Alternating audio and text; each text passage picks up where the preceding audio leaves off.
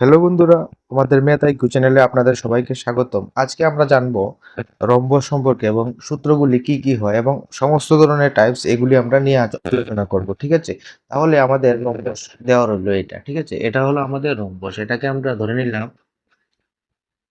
ধরে নিলাম যে এটা এ বি সি ডি। ঠিক আছে, এবং এটার উচ্চতাটাকে আমরা ই দিয়ে প্রকাশ করলাম। ঠিক আছে, এটার কোণটি D1 এবং D2 রেখে দিলাম। ঠিক আছে, তাহলে আমরা রম্বস হতে গেলে আমরা প্রথম যেগুলি দেখবো। ঠিক আছে, রম্বসের কি থাকবে? তাহলে চারটে বাহু থাকবে। ঠিক আছে, চারটে বাহু চারটে বাহুর দৈর্ঘ্য সমান থাকবে। ঠিক আছে, বিপরীত বাহুগুলি পরস্পর সমান্তরাল থাকবে।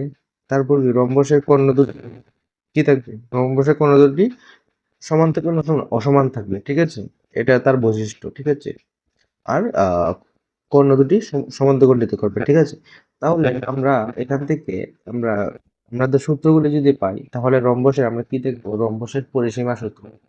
রম্বসের পরিসীমা সূত্রটি হলো 4 বাহু। ঠিক আছে, এই রম্বসের পরিসীমা মানে এই চারদিকটা আমাদের বেড়া দিতে যেটা, এটি হচ্ছে আমাদের পরিসীমা। এখান থেকে যাত্রা শুরু করলে এখানে এসে মানে একটা দুটা তিনটা চারটা। ঠিক আছে, 4 এই চারটা বাহু। ঠিক আছে, এটা হচ্ছে আমাদের পরিসীমা। ঠিক আছে, এখন যদি আমরা রম্বসের ক্ষেত্রফল ধরি, রম্বসের ক্ষেত্রফলের ক্ষেত্রে দেখুন, রম্বসের ক্ষেত্রফল হবে বাহু ইন্টু উচ্চতা। ঠিক আছে, বাহু যদি ধরি, যেমন আমি এখানে লিখতে পারি বাহুটি, যেমন আমি লিখতে পারি এ বি। ঠিক আছে, এটা এখান থেকে এটা ভূমিটা, এটা থেকে এটা হচ্ছে আমাদের বাহু। ঠিক আছে, ইন্টু আমাদের উচ্চতা লিখতে পারি মানে ডিপি। ঠিক আছে, এটা লিখতে পারি ডিপি। এটা আমাদের রম্বসের ক্ষেত্রফল হয়ে গেল। ঠিক আছে, এই ভূমি আর উচ্চতা, ভূমি ইন্টু উচ্চতা, এটা আমাদের কি হলো? ক্ষেত্রফল হলো। ঠিক আছে, এখন আরেকটি ক্ষেত্রফল রয়েছে, রম্বসের ক্ষেত্রফল। এই ক্ষেত্রফলটি কি? এই ক্ষেত্রফলটি হলো, আপনারা দেখছেন হাফ। ঠিক আছে, হাফ ইন্টু D1 মানে D1 মানে কি? এই কর্ণদের একটা রয়েছে, দুটো অসমান কর্ণের মধ্যে এই কর্ণটা মানে D1 আর এই কর্ণটা D2। ঠিক আছে, দুটা কর্ণ মানে লেন্থ, দুটো দূরত্ব। ঠিক আছে, মানে তাহলে এটা আমাদের ক্ষেত্রফল। আরেকটা সূত্র, যদি আমাদের কর্ণ দেওয়া থাকে দুটো, তাহলে আমরা এটি ক্ষেত্রফল আমরা বার করতে পারবো। ঠিক আছে, মানে half into D1 into D2। এখানে আমাদের চিত্র তো স্পষ্ট রয়েছে, D1 এই কর্ণটা যে D1 আর এটা হচ্ছে D2। ঠিক আছে, আশা করি বুঝেছেন ক্ষেত্রফল। এবং আরেকটা সূত্র যেটি লাগবে, রম্বসের বাহু। ঠিক আছে, রম্বসের বাহু আমরা কি করি? Half into root over D1 মানে এটা D1 স্কোয়ার আর প্লাস D2 স্কোয়ার। ঠিক আছে, D2 স্কোয়ার, এটা দিলে আমরা বাহু পাবো। ঠিক আছে, এবার এই অঙ্ক এই ফর্মুলাটা আপনি যদি মুখস্থ রাখতে পারেন, মুখস্থ বা যেমনি আমরা মনে রাখতে পারি, আপনাদের সমস্ত অঙ্ক আপনাদের সলভ হয়ে যাবে। ঠিক আছে, আপনাদের রম্বসের সমস্যা পড়তে হবে না। ঠিক আছে, যদি আপনাদের ভিডিওটি আমাদের হেল্পফুল মনে হয়, তাহলে অবশ্যই আমাদের চ্যানেলটিকে সাবস্ক্রাইব করবেন। ঠিক আছে, এবং আপনারা যদি আমাদের সাবস্ক্রাইব করবেন, তাহলে আমরা মোটিভেশন পাই এবং আমরা আরো নতুন নতুন আকর্ষণীয় ভিডিও প্রস্তুত করতে আমরা একটু মোটিভেশন হই। ঠিক আছে, তাহলে অবশ্যই আপনারা সাবস্ক্রাইব করবেন। ঠিক আছে, পরবর্তী আমরা যদি এখন অঙ্ক দেখি। ঠিক আছে, কিভাবে অঙ্কগুলি করবো, তাহলে একটি অঙ্ক আমি দেখি। অঙ্কটি রয়েছে, একটি রম্বসের কোণদ্বয় দৈর্ঘ্য যথাক্রমে 8 সেমি এবং 6 সেমি হলে বাহুর দৈর্ঘ্য এবং ক্ষেত্রফল কত? তাহলে একটি অঙ্ক দ্বারা আমরা বাহুর দৈর্ঘ্য বার করব, ক্ষেত্রফল বার করব। ঠিক আছে, আমাদের কি দেওয়া রয়েছে? যে কর্ণ দুটি দেওয়া রয়েছে। ধরেন আমি রম্বস এখানে আঁকি, সরি, হয়তোবা আমার চিত্রটা নাও হতে পারে এত সুন্দর, এই চিত্রটির জন্য আমাদের ক্ষমা করবেন। তবুও আমরা চেষ্টা করছি আমাদের বোঝানোর জন্য। ঠিক আছে, যদি আমরা এটা রম্বস ধরি ABC, ঠিক আছে, তা এটা যদি D1 ধরি, এটা D2। ঠিক আছে, এই কোণটা, এটার মান দেওয়া রয়েছে কত? এটার মান দেওয়া হচ্ছে 8। ঠিক আছে, আর এটার মান দেওয়া রয়েছে 6। দুইটা কোণের দুইটার মান দেওয়া রয়েছে, তাহলে এটার থেকে আমরা বাহু দৈর্ঘ্য বার করবো। তো বাহু দৈর্ঘ্য সূত্রটা কি রয়েছে? এটা হচ্ছে আমার কোণের বাহু দৈর্ঘ্য। তাহলে আমরা বাহু দৈর্ঘ্য কি বার করবো? তো বাহু ইজিক্যাল টু, আমরা কি লিখতে পারি? হাফ ইন্টু রুট ওভারের ভিতরে 8 এর স্কোয়ার মানে D1 square plus D2 square মানে 6 স্কোয়ার। ঠিক আছে, তাহলে এখান থেকে আমরা কি কি পাই? ইন্টু আর এটা 64 প্লাস 36, ঠিক আছে। এটাই আপনারা শর্টকাটও করতে পারবেন, কিন্তু আপনাদের বোঝানোর জন্য আমরা একটু লং কাট মেথডে করছি, একদম বেসিক লেভেলে করছি, ঠিক আছে। তাহলে যদি আমরা করি হাফ, এটা কত হবে 100, রুট ওভার 100 হয়ে যাবে। রুট তুললে কত হবে 10, হাফ ইন্টু 10 হবে। তো 10 যদি আমরা কাটি কত হবে তাহলে 5। তাহলে আমাদের আনসার কত পেলাম, বাহু কত পেলাম 5 পেলাম, ঠিক আছে। এখন বলেছে কি আমাদের ক্ষেত্রফল, ঠিক আছে। এখন যদি আমরা এই ক্ষেত্রফল বার করতে, তাহলে কিভাবে বার করবো একটু দেখো। এখন যদি আমরা ক্ষেত্রফলের সূত্রটি দেখি, আমাদের লেখা রয়েছে ক্ষেত্রফলের সূত্রটি হলো এটি। যদি আমরা দেখি আমাদের দুটো কর্ণ দেওয়া রয়েছে, তাই আমরা এই সূত্রটা ব্যবহার করব, ঠিক আছে। এই সূত্রটা আমরা ব্যবহার করব, ক্ষেত্রফল হাফ ইন্টু d1 d2, ঠিক আছে। এই সূত্রটা যদি আমরা ব্যবহার করি, আমি একটু লিখে নিচ্ছি, ক্ষেত্রফল হাফ ইন্টু আমাদের d1 কত ছিল 8, ঠিক আছে, আমাদের d2 ছিল 6।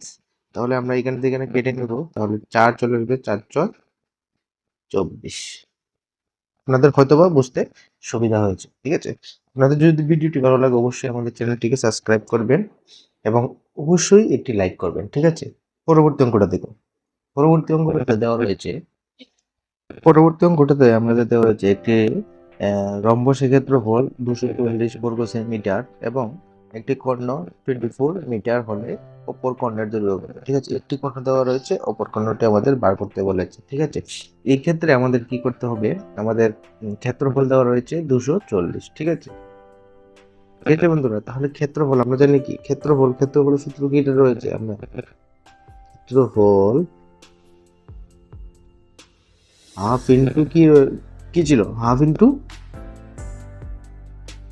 d1 ইন্টু d2, ঠিক আছে। আমাদের একটা দেওয়া রয়েছে, একটা দিয়ে, ঠিক আছে। তো আমরা এখানে কি লিখতে পারি, হাফ ইন্টু d1 আমাদের দেওয়া রয়েছে 24 ইন্টু d2 যেহেতু আমাদের নেই, তাহলে আমরা x ধরে নেব, ঠিক আছে, x নেব।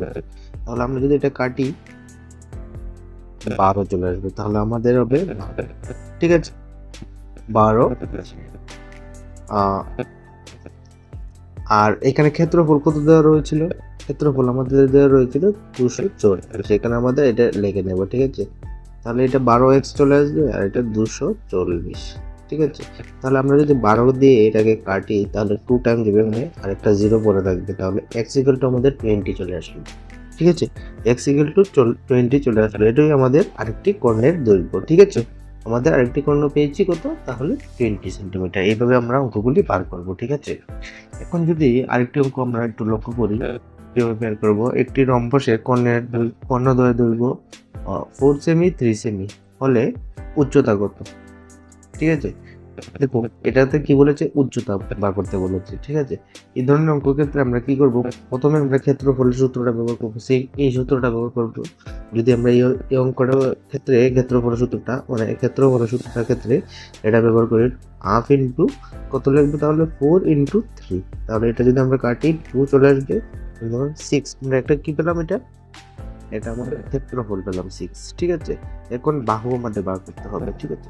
বাহু বার করতে হবে আমাদের, কেন বাহুটি বার করতে হবে, কারণ আমাদের যদি আমরা ওই অঙ্কটা একটু লক্ষ্য করি, এইদিকে একটু লক্ষ্য করি, আমাদের সূত্রটিতে রয়েছিল বাহু ইন্টু উচ্চতা। এখান থেকে আমাদের উচ্চতাটা বার করতে হবে, কারণ বাহু ইন্টু উচ্চতা মানে এবি আমাদের আর ডিপি, ঠিক আছে।